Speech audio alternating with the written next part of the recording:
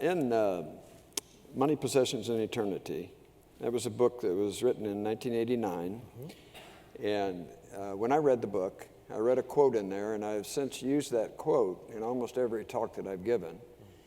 And the quote that you used was from John Steinbeck. He wrote a letter to Adlai Stevenson in 1959.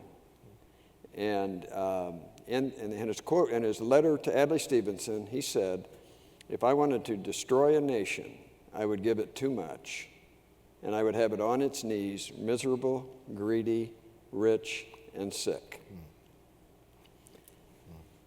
I was a junior in high school when that was written. And today I'm 73, and I've lived through that. Give us your perspective on what has happened in this run-up of wealth. And are we seeing, was that prophetic?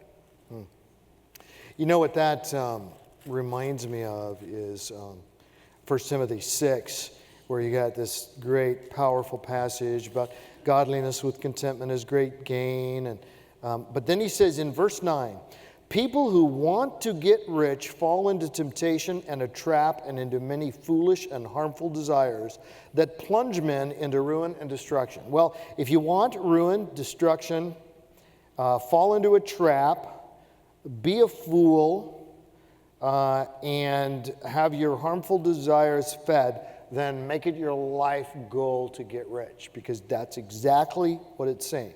For the love of money, not money of course, but the love of money is a root of all kinds of evil. Some people eager for money have wandered from the faith and pierced themselves with many griefs. You want to pierce yourself with many griefs? Make it about that. But what I tell people is, don't be against making money.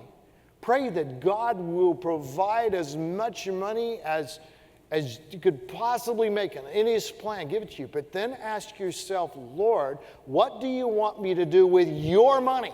Because it all belongs to Him. And the eternal investment opportunities are incredible. And in 2 Corinthians 9:11, Paul says, God has made you rich in every way. And in the context, he's talking about financial wealth. God has made you rich in every way so that you can be generous on every occasion. So an analogy that I use in a couple of my books, Money, Possessions, Eternity, I think, and probably the Treasure Principle, is the FedEx guy. The FedEx guy comes to my door, and he picks up packages and takes some people I intend to get them, and delivers some that were intended for me. Well, suppose I find out that the FedEx guy's been taking those things we packaged up to send to other people. Suppose I found out he's been taking those things, he's been taking them home and he's kept them. He's used them for his own benefit. And I say, well, hey, why did you keep those things?